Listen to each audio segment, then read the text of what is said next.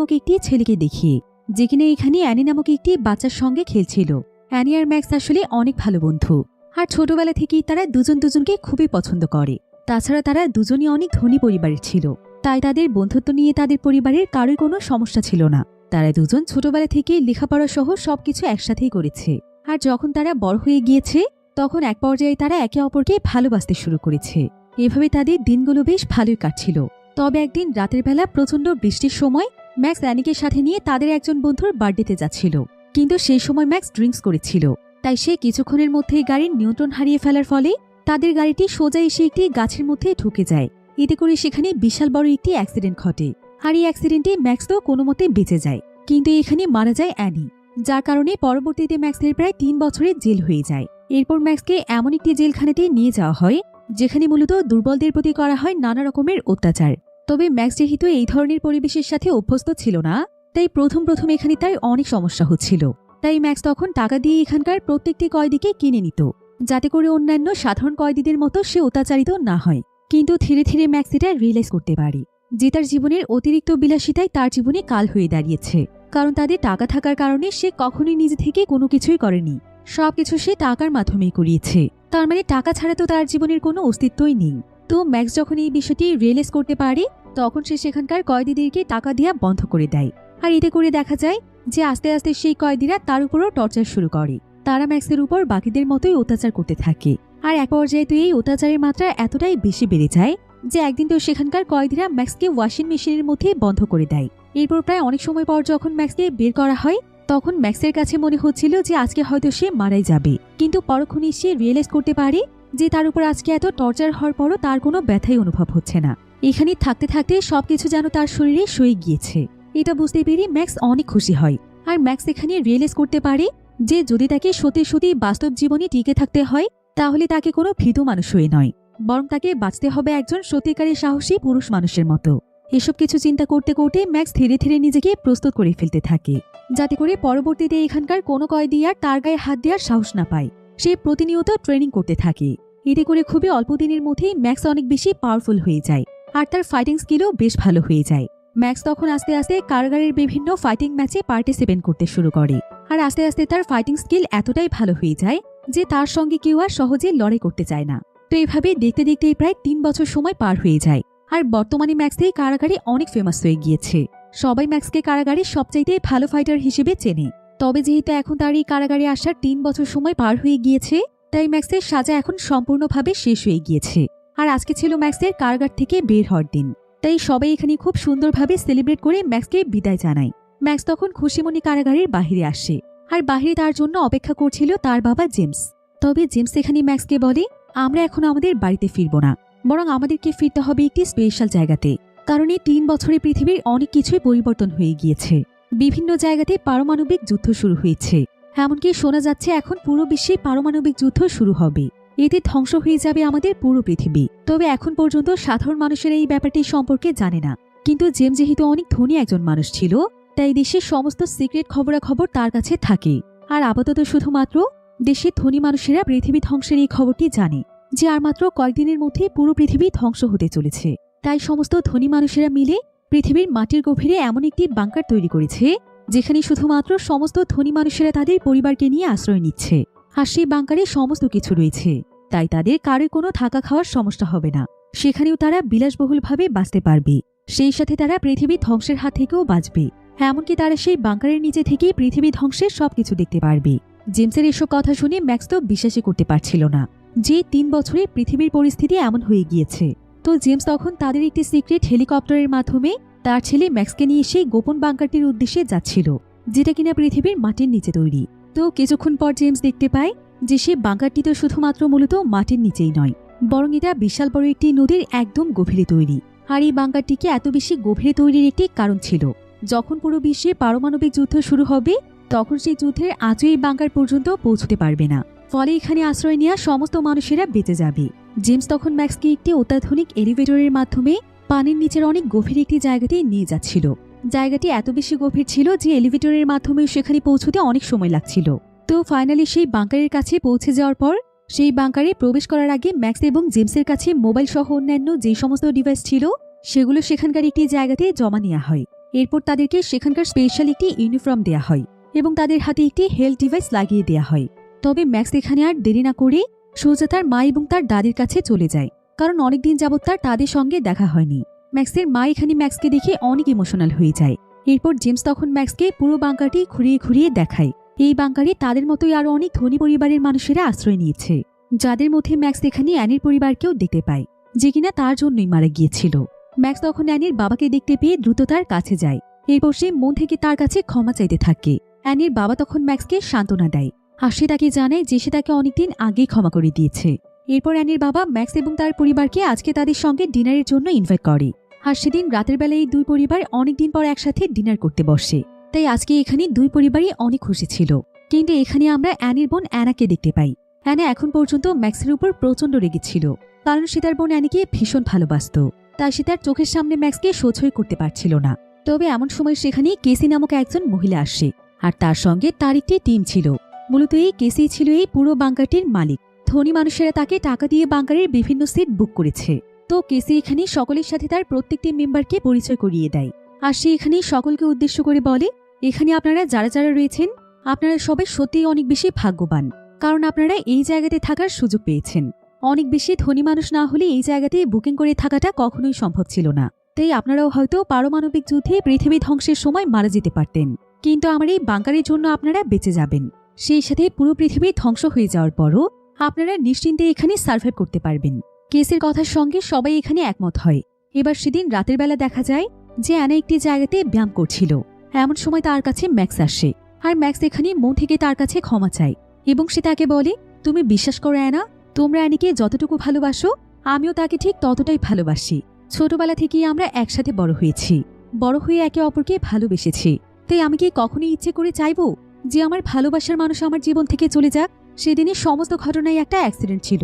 তারপরও আমি তোমার কাছে মন থেকে ক্ষমা চাইছি, কারণ আমার জন্যই তুমি তোমার বোনকে হারিয়েছ। কিন্তু আমাকে কি ক্ষমা করে দেওয়া যায় না? এরপর ম্যাক্স তাকে আরো বলে, আমার কাছে তোমার বোনের শেষ একটি স্মৃতি আছে।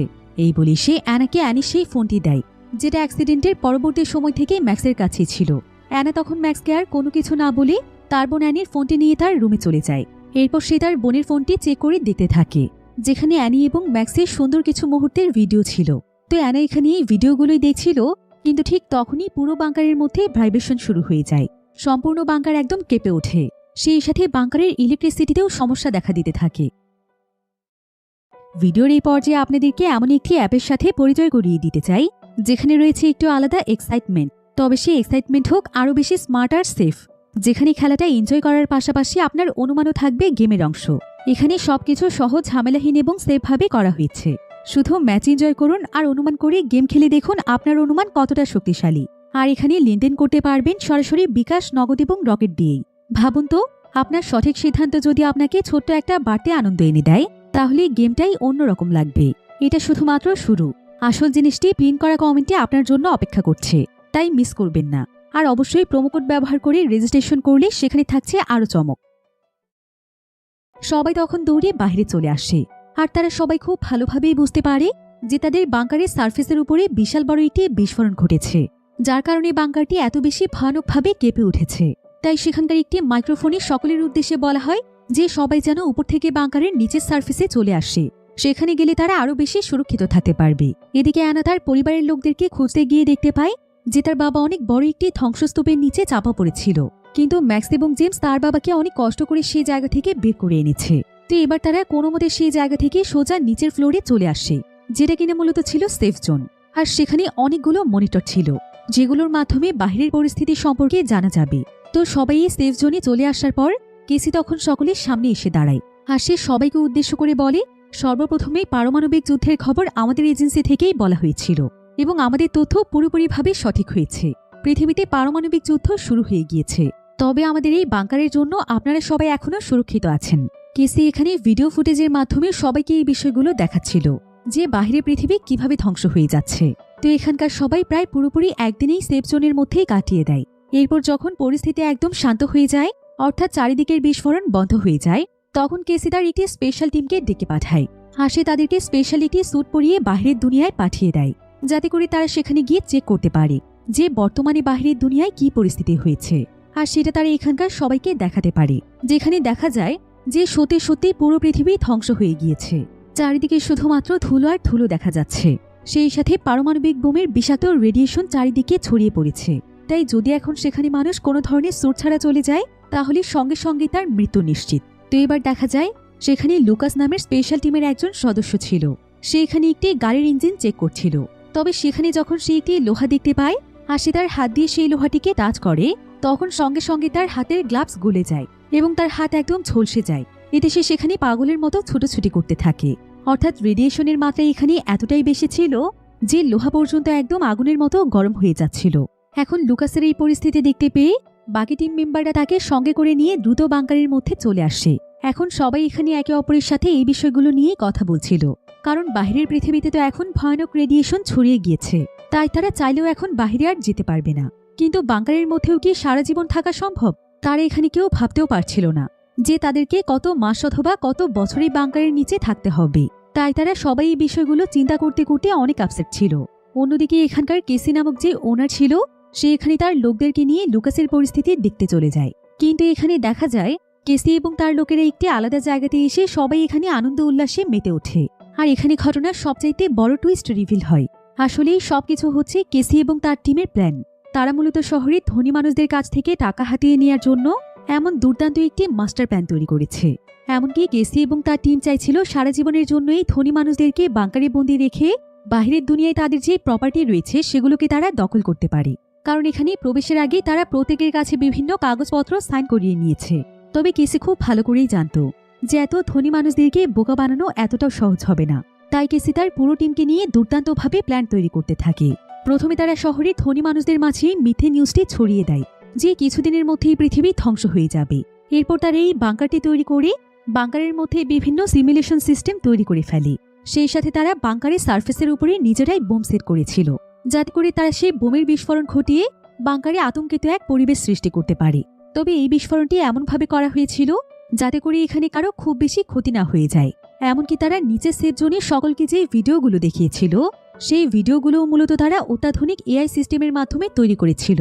আর তাদের এই সমস্ত প্ল্যানে তারা সাকসেসও হয়েছে, কারণ সবাই এখন তাদের কথা বিশ্বাস করেই বাংকারেই থাকতে চাইছে। এবার অন্যদিকে আমরা অ্যানাকে দেখতে পাই। অ্যানা যখন বাংকারের একটি টয়লেটের মধ্যে ছিল তখন সে সেই টয়লেটের পাশের জায়গা থেকে একটি আওয়াজ শুনতে পায়। তার কাছে মনে হয় কেউ একজন পড়ে গিয়েছে।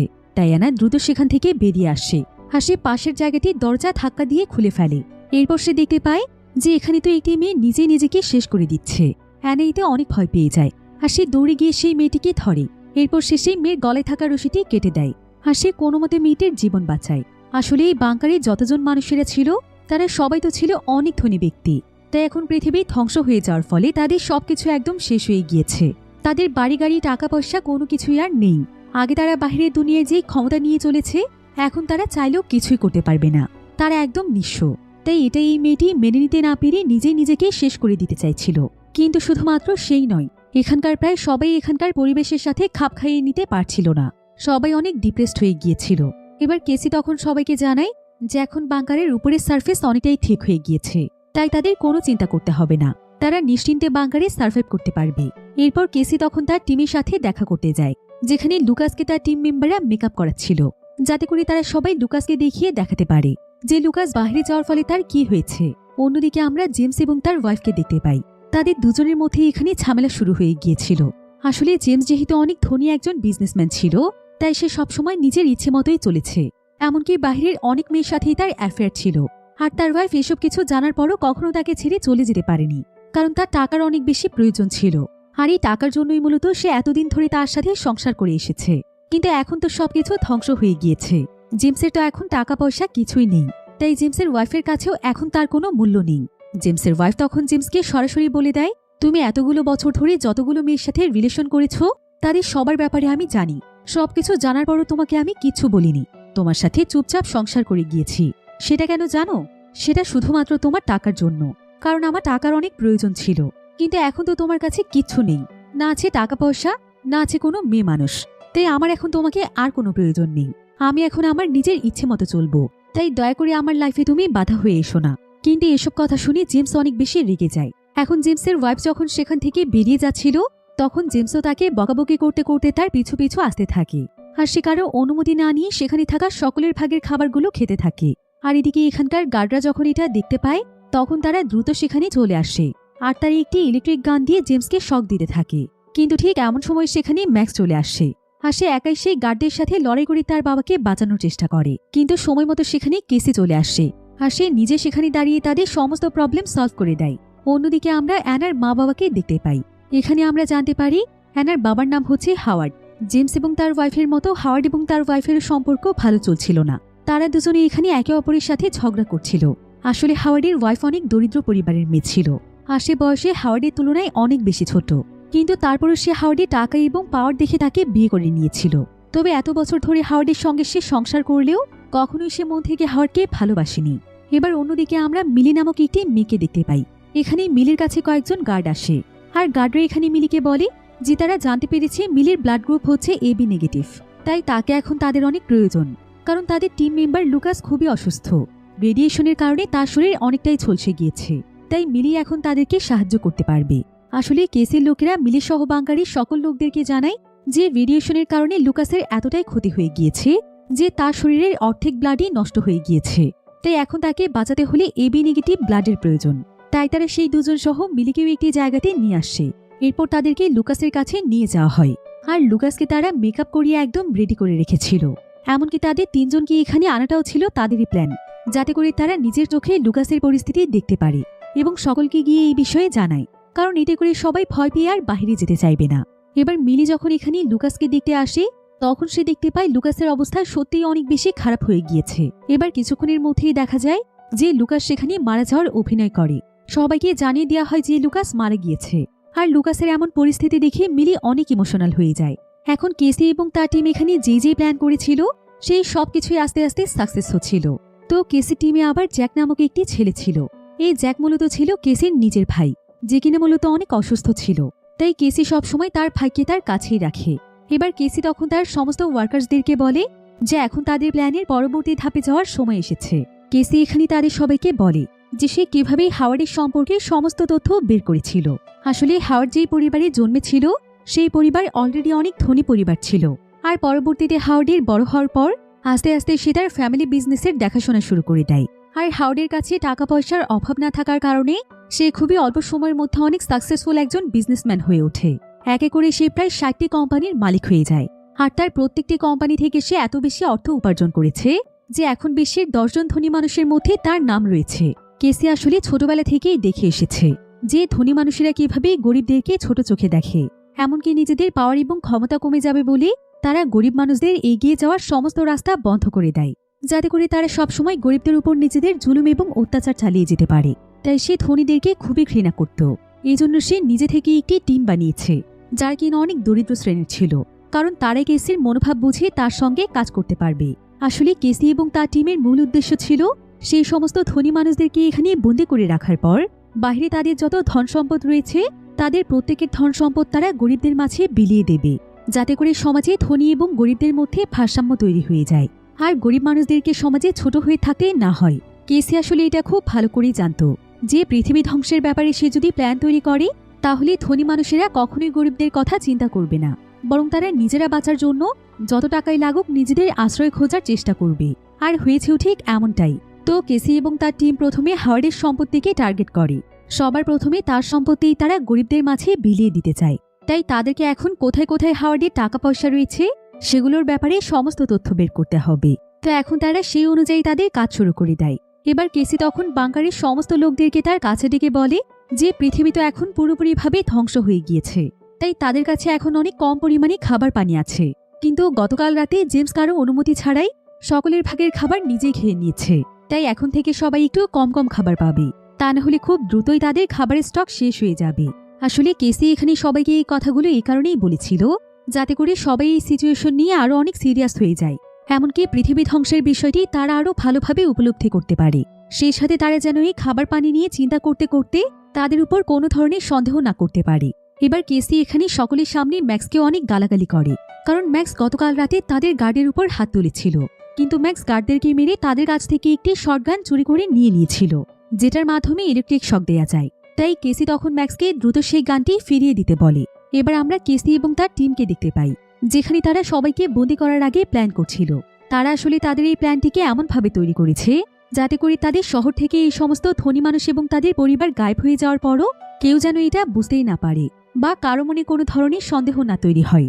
আসলে তারা সবাইকে এই বাংকারে বন্দি করার আগেই এখানকার প্রত্যেকটি মানুষের একটি করে এআই ক্লোন তৈরি করেছিল, তাও আবার অনেক বেশি অত্যাধুনিক টেকনোলজির মাধ্যমে। তাছাড়া এখানকার প্রত্যেকটি সদস্যকে বাংকারে প্রবেশ করানোর সময় এখানে তাদের প্রত্যেকের মোবাইল ফোন এবং বিভিন্ন ডিভাইস জমা নেওয়া হয়েছিল। আসলে সেই মোবাইলগুলোই মূলত ছিল তাদের মূল হাতিয়ার, কারণ সেই মোবাইলে এখানকার প্রত্যেকেরই সোশ্যাল মিডিয়ার প্ল্যাটফর্মগুলো ছিল। তাই তারা প্রতিনিয়ত প্রত্যেকের এআই ভিডিও বানিয়ে প্রতিনিয়ত সোশ্যাল মিডিয়াতে আপলোড করতে থাকত এবং সকলকে উদ্দেশ্য করে বলতো যে তারা ভ্যাকেশনে আছে, তারা তাদের পরিবারের সাথে খুব সুন্দর কিছু সময় কাটাচ্ছে।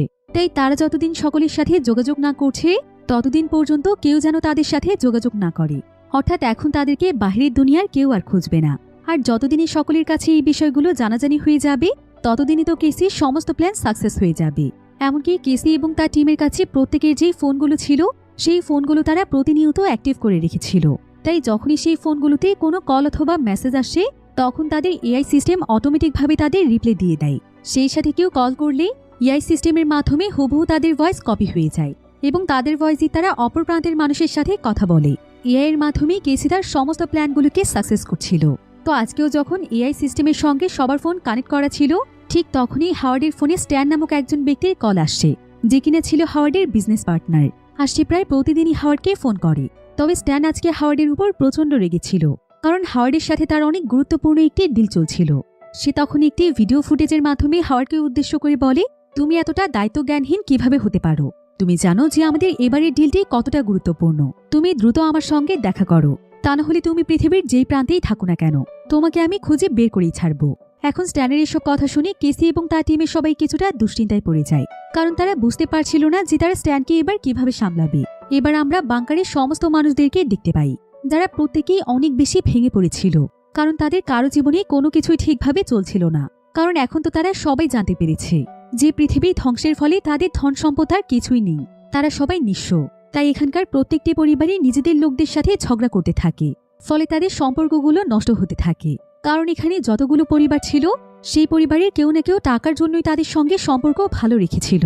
আর এখন যখন তাদের টাকা পয়সা এবং পাওয়ার চলে গিয়েছে তখন কারো ওয়াইফ তার হাজবেন্ডকে ছেড়ে দিচ্ছে, আবার হাজবেন্ড তার ওয়াইফকে ছেড়ে দিচ্ছে।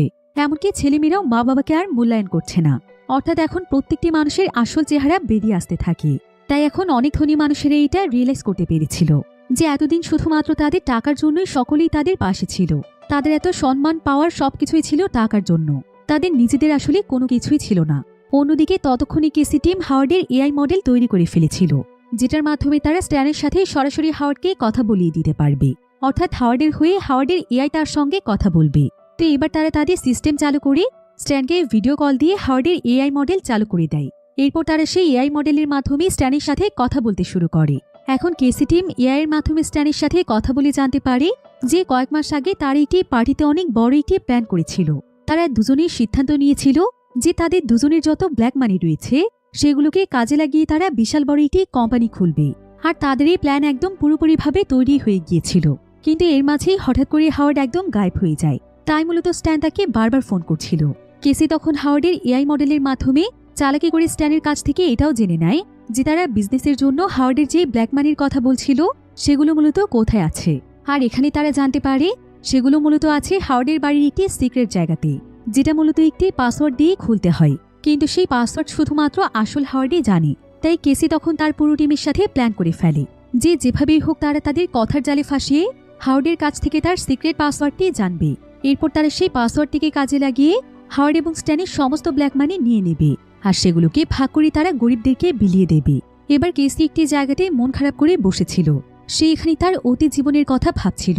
আসলে কেসির যখন 12 বছর বয়স ছিল তখন সে তার ভাই জ্যাককে নিয়ে একটি স্কুলে পড়ত, যেখানকার বেশিরভাগ স্টুডেন্টরাই ছিল ধনী পরিবারের। কিন্তু কেসি যখন তার ভাই জ্যাককে নিয়ে স্কুলে যেত তখন সেখানকার ধনী স্টুডেন্টগুলো তাদেরকে সবসময় বুলি করত, তাদেরকে ছোট লোক বলে অপমান করত। তবে কেসি এবং তার ভাই জ্যাক ছিল খুবই ট্যালেন্টেড স্টুডেন্ট, কিন্তু তারা গরিব হওয়ার কারণে তাদের মেধার যেন কোনো মূল্যায়নই ছিল না। এমনকি কেসির বাবার আর্থিক অবস্থা ভালো না থাকার ফলে কেসির মাও একদিন ছোট্ট একটি চিঠি লিখে কেসি এবং তার ভাইকে রেখে চলে যায়। তার উপর তাদের বাবা আগে থেকেই নেশা করত। তাই তখন থেকে কেসি এবং তার ভাই জ্যাকের কেউই ছিল না। তারা দুই ভাই বোন একে অপরের প্রতি ভরসা করে বেড়ে উঠেছে। তবে সেই অল্প বয়সেই তারা দুজন বুঝতে পেরেছিল যে তাদের দুজনের ভবিষ্যৎ তাদের দুজনকেই গড়ে তুলতে হবে। তাই তখন থেকেই তারা দুই ভাই বোন অনেক পরিশ্রম শুরু করে। তারা তাদের লেখাপড়ায় আরও অনেক মনোযোগী হয়ে ওঠে। এভাবে তারা দুজনেই অনেকগুলো ডিগ্রি অর্জন করে ফেলে। আর এক পর্যায়ে তারা দুই ভাই বোন মিলে অনেক গবেষণা করে নিজেদের এআই আর্টিফিশিয়াল ইন্টেলিজেন্স তৈরি করে ফেলেছিল। এবং তখন তারা ভাবছিল যে তারা লাইফে অনেক বড় কিছু করতে পারবে। কিন্তু খুব শীঘ্রই তারা বুঝতে পারে যে টাকা এবং ক্ষমতা ছাড়া পৃথিবীর কোনো কিছুই হাসিল করা সম্ভব নয়। কারণ তারা অত্যাধুনিক প্রযুক্তির এআই মডেল তৈরি তো করে ফেলেছিল ঠিকই, কিন্তু তাদের কাছে কোনো টাকাই ছিল না, যেটার মাধ্যমে তারা তাদের এই এআইকে মার্কেটে লঞ্চ করতে পারবে এবং সকলের সাথে পরিচয় করিয়ে দিতে পারবে। তাই তারা তখন বিভিন্ন কোম্পানির কাছে ফান্ডের জন্য গিয়েছিল, কিন্তু সেই সময় কেউ তাদের পাশে এসে দাঁড়ায়নি, বরং তারা তাদের এই কাজকে তুচ্ছ তাচ্ছিল্য করেছে। তবে এর মাঝে যে কোম্পানিগুলো তাদেরকে ফান্ড দেওয়ার জন্য তৈরি হয়ে যেত, তারা আবার এই বিজনেসের বেশিরভাগ শেয়ারই নিজের কাছে রাখতে চাইত। এভাবেই আস্তে আস্তে কেসির একদম দেয়ালে পিঠ থেকে যায়। এক পর্যায়ে কেসি রিয়েলাইজ করতে পারে যে টাকা ছাড়া আসলে তারই পরিশ্রমের কোনো মূল্য নেই। বড় বড় ধনী ব্যক্তিরা কখনোই তাদের মতো মানুষকে উপরে উঠতে দেবে না। আর অন্যদিকে ধনী মানুষের ছেলেমেয়েরা কোনো কিছু না করার পরেও শুধুমাত্র নিজেদের টাকার ক্ষমতা দিয়ে বড় বড় কোম্পানির মালিক হয়ে যাচ্ছে। সমাজে যারা ধনী মানুষ তারা আরও ধনী হচ্ছে, আর যারা দরিদ্র শ্রেণীর মানুষ তাদেরকে আরও বেশি নিচে নামিয়ে দেওয়া হচ্ছে। ফলে এই অন্যায় আর কেসি সহ্য করতে পারছিল না। তাই কেসি চাইছিল সমাজের প্রত্যেকটি দরিদ্র শ্রেণীর মানুষকে সাহায্য করতে। আর সেটা সে এবং তার ভাই যেই এআই সিস্টেম তৈরি করেছিল সেটার মাধ্যমে সাকসেস করার প্ল্যান তৈরি করেছিল। আর প্ল্যান মোতাবেক তারা এমনটাই করেছে। তবে কেসি তার এই প্ল্যান সাকসেস করার জন্য অনেক খুঁজে খুঁজে সেই সমস্ত মানুষদেরকেই তার টিমের সদস্য বানিয়েছে, যারা কিনা তার এবং তার ভাইয়ের মতোই ট্যালেন্টেড। কিন্তু টাকার অভাবে তাদের এই ট্যালেন্টের মূল্যায়ন কেউ করছিল না। এমনকি তারাও তাদের লাইফে কখনো না কখনো ধনী মানুষদের দ্বারা নিচু হয়েছে। এভাবেই কেসি এখন পর্যন্ত তার সমস্ত প্ল্যান পরিচালনা করে যাচ্ছে। এবার আমরা কেসিকে দেখতে পাই। কেসি এখানে তার টিমকে বলে যে তার মাথায় একটি আইডিয়া এসেছে। সে বুঝতে পেরেছে যে সে কিভাবে হাওয়ার্ডের কাছ থেকে তার পাসওয়ার্ড বের করবে। তাই কেসি এখন হাওয়ার্ডকে সেটাই দেবে যেটা হাওয়ার্ডের প্রয়োজন। আর হাওয়ার্ডের এখন সবচাইতে বেশি প্রয়োজন অ্যাটেনশন, কারণ এখানে আসার পর হাওয়ার্ড সকলের অবহেলার পাত্র হয়ে গিয়েছে। তাই যদি এখন কেউ হাওয়ার্ডের কেয়ার করে তাহলে হাওয়ার্ড তাকে অনেক মূল্যায়ন করবে। তাই কেসি তখন তার একজন ওয়ার্কারকে হাওয়ার্ডের কাছে পাঠিয়ে দেয়। আর এই ওয়ার্কারের নাম ছিল ইনগ্রিড। ইনগ্রিড তখন হাওয়ার্ডের সাথে অনেক ভালো আচরণ করতে থাকে, এমনকি সে হাওয়ার্ডকে তার দিকে আকৃষ্ট করতে থাকে। তাই ইনগ্রিডের সঙ্গে খুব অল্প সময়ের মধ্যে তার বন্ধুত্ব হয়ে যায়। আর ইনগ্রিড এবং হাওয়ার্ড প্রতিনিয়ত একে অপরের সাথে সময় কাটাতে থাকে, কারণ হাওয়ার্ডের সাথে এখন কথা বলার মতো তেমন কেউই ছিল না। ইনগ্রিড তখন হাওয়ার্ডকে বলে যে হাওয়ার্ড চাইলে তার একটি গেম খেলতে পারে, এতে তাদের বোরিং সময়গুলো একটু ভালোভাবে কাটবে। আর হাওয়ার্ডও তার কথায় রাজি হয়ে যায়। ইনগ্রিড তখন হাওয়ার্ডকে বলে চলো আমরা দুজনকে আমাদের সিক্রেট সম্পর্কে বলি। এভাবে কথা বলতে বলতে ইনগ্রিড বলে যে তার কিছু সিক্রেট লকার ছিল, আর সেখানে ছিল তার লাইফের সবচেয়ে গুরুত্বপূর্ণ কিছু অর্থ। কিন্তু পৃথিবী ধ্বংস হয়ে যাওয়ার পর সবকিছু ধ্বংস হয়ে গিয়েছে, প্রিয় লকারগুলো হয়তো নিঃশেষ হয়ে গিয়েছে। এরপর ইনগ্রিড তাকে বলে জানো আমার লকারগুলোর পাসওয়ার্ড কি ছিল? এই বলে সে বানিয়ে বানিয়ে তার লকারের পাসওয়ার্ড বলতে থাকে। এরপর এভাবে কথা বলতে বলতে হাওয়ার্ডও ইনগ্রিডকে তার সিক্রেট পাসওয়ার্ডগুলো বলে দেয়। শুধুমাত্র তাই নয়, এখন যেহেতু হাওয়ার্ডেরও কোনো কিছুই ছিল না, তাই সে ইনগ্রিডকে তার ব্যাংক সহ যেখানে যেখানে টাকা পয়সা ছিল সেই সব কিছুর ডিটেল সহ পাসওয়ার্ডগুলোও বলে দেয়, যার ফলে এখানেও কেসির প্ল্যান পুরোপুরিভাবে সাকসেস হয়ে যায়। এবার পরের দিন কেসি এবং তার টিম হাওয়ার্ডের এআই ক্যারেক্টারের মাধ্যমে তার বিজনেস পার্টনার স্ট্যানকে আবারও ফোন দেয়। আর সে স্ট্যানকে বলে আমি তো এখন দেশ থেকে অনেক দূরে আছি, তবে আমি তোমাকে আমাদের ব্ল্যাক মানিগুলো যেখানে রেখেছি সেখানকার পাসওয়ার্ড বলছি, তুমি সেখান থেকে সমস্ত টাকা নিয়ে নাও আর ব্যাংককে একটি স্টার্ট আপ বিজনেস শুরু করে দাও, কারণ আমার ফিরতে ফিরতে অনেকটাই দেরি হয়ে যাবে। এদিকে কেসি এখানে হাওয়ার্ডের এআই ক্যারেক্টারের মাধ্যমে স্ট্যানকে এটাও খুব ভালোভাবেই বলে দেয় যে সে যেন নিজে থেকে কোনো কোম্পানি না কিনে ফেলে, সে তাকে যেই কোম্পানির কথা বলবে সে যেন সেটাই কেনে। আসলে এটাও ছিল কেসি এবং তার টিমের একটি দুর্দান্ত প্ল্যান, যেখানে তারা স্ট্যানকে এমন একটি কোম্পানি কিনতে বলবে যেটা মূলত তাদের তৈরি একটি ফ্রড কোম্পানি। আর স্ট্যান যখনই তার এবং হাওয়ার্ডের টাকা দিয়ে সেই কোম্পানিটি কিনতে যাবে তখন তারা কৌশলে তাদের সমস্ত টাকা হাতিয়ে নেবে। আর এভাবেই প্রথমে ধাপে ধাপে হাওয়ার্ডের টাকা হাতিয়ে নেওয়ার পর আস্তে আস্তে এখানে যতগুলো ধনী মানুষেরা রয়েছে কেসি এবং তার টিম কৌশলে তাদের টাকা পয়সাও হাতিয়ে নেবে। অন্যদিকে আমরা ম্যাক্সকে দেখতে পাই। ম্যাক্সের কাছে এখন এখানকার সবকিছু বেশ অদ্ভুত লাগছিল, বিশেষ করে তার সকলের হাতে থাকা সেই ব্রেসলেটটির উপর সন্দেহ হচ্ছিল, কারণ তাদেরকে বলা হয়েছিল যে ব্রেসলেটটি মূলত তাদের হেলথের কন্ডিশন বলে দেবে। কিন্তু ম্যাক্স যখন খুব মনোযোগ দিয়ে ব্রেসলেটটিকে দেখে তখন সে দেখতে পায় যে ব্রেসলেটের মধ্যে একটি ছোট্ট মাইক্রোফোন লাগানো আছে, অর্থাৎ এই মাইক্রোফোনের মাধ্যমে কেসি এবং তার টিম তাদের সমস্ত কথা শোনে। তাই এই মাইক্রোফোন দেখে ম্যাক্সের অনেক সন্দেহ হচ্ছিল। এজন্য সে সিদ্ধান্ত নেয় যে সেই বাংকার সম্পর্কে আরও কিছু তথ্য জানবে, কিন্তু সে একা একা এত কিছু করতে পারবে না, কারণ এতে ধরা পড়ে যাওয়ার ভয় আছে। তাই এই কাজটি করার জন্য তার আরও একজন সঙ্গীর প্রয়োজন। এজন্য ম্যাক্স অ্যানার সাথে বন্ধুত্ব করতে চায়। আর ম্যাক্স তখন কয়েকটি কাগজের টুকরোর মধ্যে সে অ্যানাকে যা কিছু বলতে চায় সেগুলো লিখে নিয়ে আসে, কারণ সে যদি এখন অ্যানার সাথে সরাসরি এসব বিষয় নিয়ে কথা বলে তাহলে মাইক্রোফোনের সাহায্যে কেসি এবং তার টিম তাদের সমস্ত কথা শুনতে পারবে। এরপর সে অ্যানার কাছে এসে একটি কাগজের মাধ্যমে অ্যানাকে চুপ থাকতে বলে। এরপর সে অ্যানাকে এখানে এটাও জানায় যে এখানে আসার পর থেকে তার কাছে কোন কোন বিষয় অদ্ভুত লেগেছে। সেই সাথে তাদেরকে হেলথ ডিভাইসের নাম করে যে ব্রেসলেটটি দেওয়া হয়েছে সেখানে মূলত একটি মাইক্রোফোন আছে, আর এই মাইক্রোফোনটির সাহায্যে নিশ্চয়ই তাদের সমস্ত কথোপকথন শোনা হচ্ছে। এরপর ম্যাক্স অ্যানাকে আরও জানায় যে এখানে থাকা কেউই এভাবে নিশ্চিত হতে পারে না যে পৃথিবীতে সত্যি সত্যি পারমাণবিক যুদ্ধ হয়েছে কিনা বা পুরো পৃথিবী ধ্বংস হয়ে গিয়েছে কিনা, কারণ এখানে তারা সবাই যা কিছু দেখেছে সেই সমস্ত কিছু তাদেরকে কেসি এবং তার টিমই দেখিয়েছে। এমনও তো হতে পারে যে তারা তাদেরকে ধোঁকা দেওয়ার চেষ্টা করছে, তাই সত্যটা জানার জন্য তাদেরকে প্ল্যান করে চলতে হবে। এই জন্য ম্যাক্সের এখন অ্যানার সাহায্যের অনেক প্রয়োজন। তাই ম্যাক্স তখন অ্যানাকে বলে যে সে যেন এখন থেকে তার সাথে ভালোবাসার অভিনয় করে, যাতে করে কেসি এবং তার টিমের সবাই বুঝতে পারে যে তাদের দুজনের মধ্যে কোনো রিলেশনশিপ চলছে। এদিকে কেসির পুরো টিম ম্যাক্স এবং অ্যানার দিকে নজর রাখছিল, তবে তারা এখানে বুঝতে পারছিল না যে তারা দুজন আসলে এখানে কি নিয়ে কথা বলছে। কিন্তু তাদের এখানে একটি বিষয় নিয়ে সন্দেহ হচ্ছিল, সেটা হলো কাল পর্যন্ত অ্যানা ম্যাক্সকে দেখতেও পারছিল না, কারণ ম্যাক্সের জন্যই তার প্রিয় বোন অ্যানি মারা গিয়েছে। আর আজকে হঠাৎ করে তারা এত ক্লোজ হলো কিভাবে। এদিকে ম্যাক্স অ্যানাকে আরও বলে যে তারা প্রথমে এই বাংকারের সিস্টেম এবং ইলেকট্রিসিটি লাইন অফ করে দেবে, যাতে করে এই পুরো বাংকারটি একদম অন্ধকার হয়ে যায়। আর সেই সুযোগে তারা দুজন বাইরে গিয়ে দেখতে পারবে যে সত্যি সত্যি পৃথিবী ধ্বংস হয়েছে কিনা। তবে এতেও কোনো রিস্ক নেওয়া যাবে না, বাইরে যাওয়ার জন্য তাদের অবশ্যই সেফটি স্যুটের প্রয়োজন। তাই ম্যাক্স এখানে অ্যানাকে একটি কাজ দেয়, সেটা হলো প্ল্যান মোতাবেক সবকিছু যখন অন্ধকার হয়ে যাবে তখন অ্যানাকে দুটো সেফটি স্যুট চুরি করে আনতে হবে, আর ততক্ষণে সেই বাংকারের সিস্টেম রুমকে খুঁজে বের করে ফেলবে। এরপর ম্যাক্স তখন তার পরবর্তী প্ল্যানের জন্য অ্যানাকে তার সঙ্গে করে তার রুমে নিয়ে যায়, আর সেখানে গিয়ে সে অনেক জোরে একটি রোমান্টিক মিউজিক প্লে করে দেয়, যাতে করে তারা এখানে তাদের প্ল্যান সম্পর্কে খোলামেলা কথা বলতে পারে। এরপর ম্যাক্স এবং অ্যানা এখানে এমন একটি ভাব করছিল যে এক্ষুনি হয়তো তারা ইন্টিমেট হতে যাবে, তাই কেসি টিম তাদের উপর তেমন একটা নজর দেয় না। এদিকে ম্যাক্স এখানে অ্যানাকে দেখায় যে সে তার রুমের মধ্যে সিক্রেট একটি এক্সিট গেট পেয়েছে, অর্থাৎ এখন তাদেরকে এই বাংকারের মধ্যে একটি ডিস্ট্রাকশন তৈরি করতে হবে, যাতে করে সমস্ত গার্ডরা বাংকারের দরজার সামনে থেকে সরে যায়। এখন সবাইকে ডিস্ট্র্যাক্ট করার জন্য অ্যানার কাছেও একটি আইডিয়া ছিল। সে ম্যাক্সকে বলে যে সে একসময় কেমিস্ট্রির স্টুডেন্ট ছিল, আর তার কাছে এখন এমন কিছু কেমিক্যাল রয়েছে যেটার মাধ্যমে সে ছোট্ট একটি বোম তৈরি করতে পারবে, আর সেই বোমের মাধ্যমে হয়তো সে ডিস্ট্রাকশন তৈরি করতে পারবে। অন্যদিকে কেসি হাওয়ার্ডের এআই মডেল দিয়ে স্ট্যানকে যা কিছু বলেছিল, স্ট্যান তার সেই কথা মতো সোজা ব্যাংককে সেই কোম্পানিটিকে দেখতে চলে যায়। কিন্তু এই কোম্পানিটিকে দেখার পর স্ট্যানের কাছে খুব একটা ভালো লাগছিল না, তাই সে আবারও হাওয়ার্ডকে ভিডিও কল দিয়ে জানায় যে এই কোম্পানিটি তার খুব একটা পছন্দ হয়নি। এখন স্ট্যানের কথা শুনে কেসি তখন তার প্ল্যান অনুযায়ী সেই কোম্পানিতে তার সেই টিম মেম্বার লুকাসকে পাঠায়, তা আবার হাওয়ার্ডের চাইতেও আরও অনেক বড় ইনভেস্টর সাজিয়ে। আর এই লুকাস ছিল সেই ব্যক্তি যে কিনা রেডিয়েশনের জন্য ঝলসে গিয়ে মরে যাওয়ার অভিনয় করেছিল।